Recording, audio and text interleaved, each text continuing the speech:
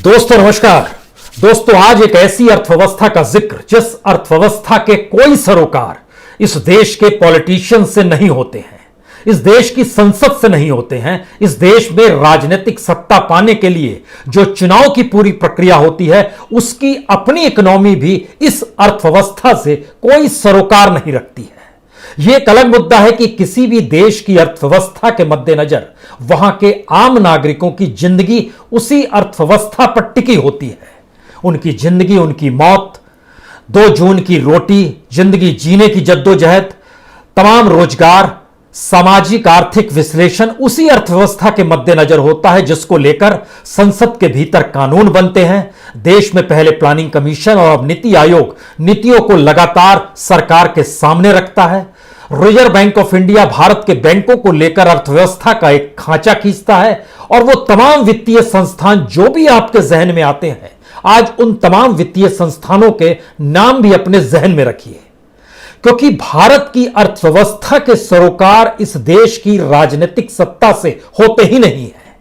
क्योंकि अर्थव्यवस्था जिस स्थिति में देश के नागरिकों को संभालने के लिए बनाई जाती है उससे हटकर कई गुना ज्यादा खर्च इस देश की राजनीतिक सत्ता पाने के लिए नेता कर देते हैं। और उसमें चुनाव भी आता है। 5 राज्यों में चुनाव हो रहे हैं। इस दौर में कितना खर्चा हो गया और उस खर्चे को लुटाने वाले लोग कौन थे और उसको बकायदा लीगल रकम जो चुनाव आयोग द्वारा तय की गई उस रकम के मद्देनजर भी जितना खर्च किया गया वह सब कुछ इस देश की पूरे सिस्टम के अनुकूल है। लेकिन इस देश की अर्थव्यवस्था के भीतर अगर इसी पीरियड में झांक कर देखिएगा तो आप हैरत में आ जाएंगे। वाकई 2 जून की रोटी मुहैया करा पाने की स्थिति में इस देश की इकोनॉमी नहीं है। इस देश के कॉरपोरेट और इंडस्ट्रीज में फिर से ऑक्सीजन भर दिया जाए, मैन्युफैक्चरिंग सेक्टर फिर से चालू हो जाए, इस देश की अर्थव्यवस्था इस स्थिति में बिल्कुल नहीं है। और तो और सरकार जब जनता की तरफ तीखी नजर देखती है तो फिर डर लगता है, क्योंकि बीते 48 घंटे के भीतर इस देश ने जो छोटी बचत होती है जिसको स्मॉल सेविंग कहते हैं, जब उस पर टेढ़ी नजर डाली तो कई सवाल झटके में निकल आए। क्या सरकार का खजाना खाली है? सरकार के पास पैसा अब जनता के ऊपर टैक्स डालने के बाद अब इंटरेस्ट रेट कम कर देना, महंगाई बढ़ा देना और अलग अलग तरीके से इस जनता को ही एक्सप्लॉइट करने से ही पैसा आ पाएगा? जबकि इसके ठीक समानांतर इस देश की सरकारी संपत्तियों का निजीकरण भी इसी दौर में खूब सोचा जा रहा है। सोचा ही नहीं जा रहा है बल्कि हर चीज मोनेटाइज कर दी जाए जिससे कुछ पैसा सरकार के पास आ जाए। और इतना ही नहीं, जो स्मॉल स्कीम और स्मॉल सेविंग स्कीम्स के मद्देनजर सरकार ने जो स्कीम शुरू की, लगता है उस पर भी अंधेरी स्थिति छाने वाली है। हमें लगता है कि इस अर्थव्यवस्था के उस मर्म को जरा समझ लीजिए, क्योंकि हम और आप हो सकता है चुनाव में व्यस्त हों, चुनाव की चकाचौंध में व्यस्त हों, प्रधानमंत्री के भाषण में खो चुके हों। प्रधानमंत्री हवाई यात्रा के जरिए आज दिल्ली में तो कल बंगाल में, आज दिल्ली में तो कल असम में, आज दिल्ली में तो कल तमिलनाडु में, आज दिल्ली में तो कल केरल में आपको बाखूबी इस दौर में खूब नजर आ रहे होंगे। हमें लगता है कि उसका कच्चा चिट्ठा भी आपके सामने रखा जाए और इस देश की अर्थव्यवस्था के अनुकूल भारत की क्या स्थिति है उसकी परिस्थितियों को भी आप जान लीजिए। प्रधानमंत्री चुनावी रैलियों से दूर नहीं भागते हैं, उसमें शरीक होने के लिए उतावले रहते हैं।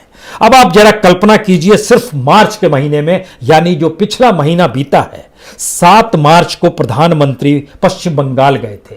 यह चुनावी यात्रा नहीं थी, यह ऑफिशियल यात्रा थी, सरकार की तरफ से बनाई गई यात्रा थी, यानी खर्चा भारत सरकार को देना था। उसके बाद जब चुनावी रैली शुरू होती है तो 18 मार्च को प्रधानमंत्री पश्चिम बंगाल और असम की यात्रा पर जाते हैं, फिर दिल्ली आते हैं, रात गुजारते हैं, फिर 20 मार्च को फिर वो पश्चिम बंगाल और असम चले जाते हैं, फिर वहां से लौटते हैं, रात गुजारते हैं, 21 मार्च को वो फिर पश्चिम बंगाल और असम को फिर चले जाते हैं। उसके बाद फिर आते हैं, एक रात ज्यादा गुजारते हैं और 24 मार्च को फिर से पश्चिम बंगाल और असम फिर चले जाते हैं, फिर लौटते हैं। तो अब लगता है कि पश्चिम बंगाल लगता है जाना ज्यादा हो गया, तो उसके बाद वो उड़ान भरते हैं और चले जाते हैं बांग्लादेश। बांग्लादेश इससे पहले 2015 में गए थे, 6 साल के बाद अब गए हैं। इलेक्शन हो रहा है बंगाल में, उसी समय गए हैं, वहां पर एक रात गुजारते हैं, 26 और 27 मार्च बांग्लादेश में गुजारते हैं, फिर लौटते हैं और एक रात दिल्ली में बिताकर निकल जाते हैं केरल, तमिलनाडु और पांडिचेरी की यात्रा पर। वहां से लौटते हैं, फिर एक रात गुजारते हैं और फिर 1 अप्रैल को फिर पश्चिम बंगाल और केरल चले जाते हैं। आज हम इन बातों का जिक्र आपसे क्यों कर रहे हैं? आप अपने स्कूटर को निकालते होंगे, जो मिडिल क्लास फैमिली है, या मारुति गाड़ी निकालती होगी।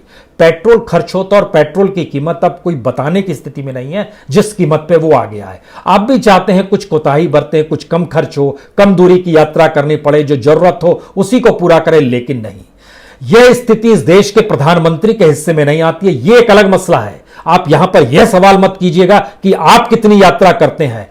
हमारी यात्रा इस देश के सार्वजनिक जीवन के पैसे से नहीं जुड़ी हुई है। इस देश के किसी भी नागरिक की यात्रा उसके अपने मेहनत की कमाई से जुड़ी होती है, लेकिन इस देश के पॉलिटिशियंस की अपनी कोई कमाई नहीं होती है। टैक्स पेयर का पैसा होता है। इस देश की संपत्ति को बेचकर लिए जाने वाले कमीशन और बाकी पैसे होते हैं जो सरकार की तिजोरी में आते हैं और वह उसको खर्च करते हैं। सनराइज समाचार को सब्सक्राइब करें और बेल आइकन को ऑल पे सेट करें ताकि आप हमारी आने वाली वीडियो का नोटिफिकेशन सबसे पहले पा सकें।